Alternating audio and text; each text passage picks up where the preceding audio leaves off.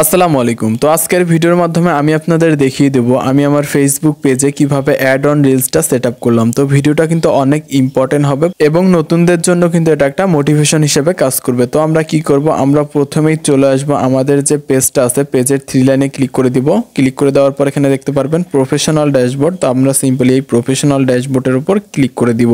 তো প্রফেশনাল ড্যাশবোর্ডের উপর ক্লিক করে দেওয়ার পর আমরা স্ক্রল করে নিচে চলে আসব। তো নিচে চলে আসার পর এখানে দেখতে পারবো মনিটারাইজেশন। তো আমরা সিম্পলি এখান থেকে মনিটাইজেশনে ক্লিক করে দিব।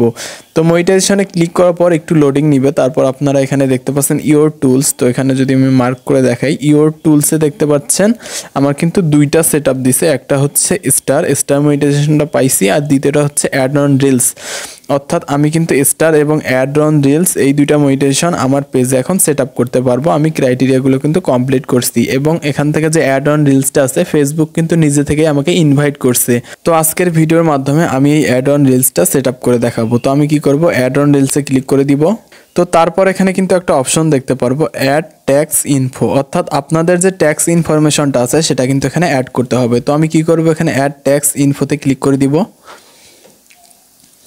ক্লিক করে দেওয়ার পর কিন্তু এরকম একটি ইন্টারফেস শো করবে। তো এখান থেকে আমি কি করব, অ্যাড ট্যাক্স ইনফোতে ক্লিক করে দিব। ক্লিক করে দেওয়ার পর এখানে দেখতে পাচ্ছেন আমার যে মেইন প্রোফাইলটা আছে এখানে প্রোফাইলটা শো করতেছে। আমি কি করব, কন্টিনিউ যে বাটনটা আছে আমি কন্টিনিউ বাটনে ক্লিক করে দিব। তারপর আবারও এখান থেকে কন্টিনিউয়ে ক্লিক করে দিব। তারপর এখানে বেশ কিছু অপশন দেখতে পারবেন। প্রথম যে অপশনটা আছে সেটাতে কি করবেন, ইন্ডিভিজুয়াল সিলেক্ট করে দিবেন। তারপর দ্বিতীয়তে যে অপশনটা দেখতে পাচ্ছেন এখানে লেখা আছে আর ইউ ইউএসএ সিটিজেন। যেহেতু আমরা ইউএসএ সিটিজেন না, সেক্ষেত্রে আমরা কি করব, এখান থেকে আমরা নো সিলেক্ট করে দিব। তো মাঝখানে যে অপশনটা দেখতে পাচ্ছেন নো সিলেক্ট করে দিবেন। নো সিলেক্ট করার পর আবারও নিচ থেকে নো সিলেক্ট করে দিব। তারপর নেক্সটে ক্লিক করে দিব। নেক্সটে ক্লিক করার পর এরকম একটি ইন্টারফেস শো করবে। তো এখানে আপনারা দেখতে পাচ্ছেন সিটিজেন অফ কান্ট্রি, এখান থেকে অবশ্যই আপনার কান্ট্রি সিলেক্ট করে দিবেন। তো আমি এখান থেকে বাংলাদেশ সিলেক্ট করে দিব। বাংলাদেশ সিলেক্ট করার পর এখানে দেখতে পাচ্ছেন নেক্সট বাটন। তো আমরা সিম্পলি নেক্সট বাটনে ক্লিক করে দিব। তারপর এরকম একটি ইন্টারফেস শো করবে। তো এখান থেকে আবারও নেক্সট বাটনে ক্লিক করে দিব। ক্লিক করে দেওয়ার পর এখান থেকে আবারও নেক্সট বাটনে ক্লিক করে দিব। তারপর এখানে বেশ কিছু অপশন দেখতে পারবেন। এখান থেকে অবশ্যই আপনাকে 1 নম্বরের যে অপশনটা আছে 1 নম্বরে 0% এইটা আপনাকে সিলেক্ট করে দিতে হবে। তো এটা সিলেক্ট করে দিয়ে আবারও নেক্সটে ক্লিক করে দিবেন। তারপর স্ক্রল করে নিচে চলে আসবেন। নিচে চলে আসার পর এখানে দেখতে পাচ্ছেন সিগনেচার। তো এখানে আপনার ভোটার আইডি কার্ডের যে নামটা আছে ওই নামটা দিয়ে একটা সিগনেচার দিয়ে দিবেন।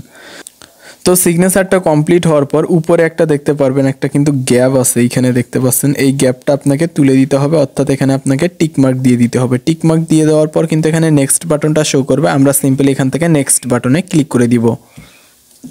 তারপর নেক্সটে ক্লিক করার পর এরকম একটি ফর্ম দেখাবে। তো এখানে আপনাদের সমস্ত ইনফরমেশনগুলো দেখা যাবে। তো এটা আপনারা চেক করে নেবেন। যদি সমস্ত ইনফরমেশন ঠিকঠাক থাকে তাহলে স্ক্রল করে নিচে চলে আসবেন। তো স্ক্রল করে নিচে চলে আসার পর এখানে একটা অপশন দেখতে পারবেন সাবমিট ফর্ম। যদি আপনার সব কিছু ঠিকঠাক থাকে তাহলে আপনি সাবমিট ফর্মে ক্লিক করে দিবেন।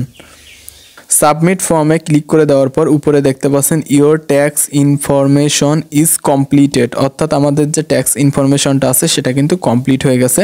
তো এখান থেকে কি করব, আমরা নিচে দেখতে পারবেন যে ডান নামে একটা বাটন আছে, আমরা ডানে ক্লিক করে দিব। তো ডানে ক্লিক করে দিলে কিন্তু আমাদের ফোনে যে হোম স্ক্রিনটা আছে হোম স্ক্রিনে নিয়ে আসবে। তো আমাদের সেটিংটি কিন্তু কমপ্লিট। তো আশা করি বুঝাইতে পারছি। তো ভিডিওটা ভালো লাগলে একটি লাইক দিবেন এবং আমাদের চ্যানেলটি সাবস্ক্রাইব করার মাধ্যমে আমাদের সাথেই থাকবেন। ধন্যবাদ সবাইকে।